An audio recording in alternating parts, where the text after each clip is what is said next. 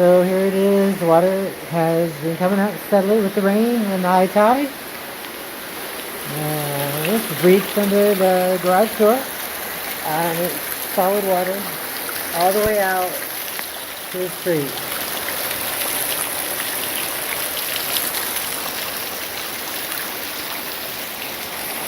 Just starting to breach along here, along the width of the garage, and also in the back. The worst part is the elevator shaft.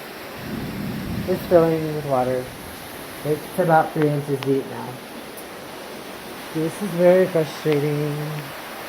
But what do? So here's a look at the street from the garage. It's 2 inches high right outside. The backyard is solid water all the way across. All the way across the canoes. All the way across the back of my driveway, across the street, into Paul's garage across the street. Haven't seen it rain like this, or the water's never gotten this high except in Harvey. And of course tonight. I'm ready for a sunny day.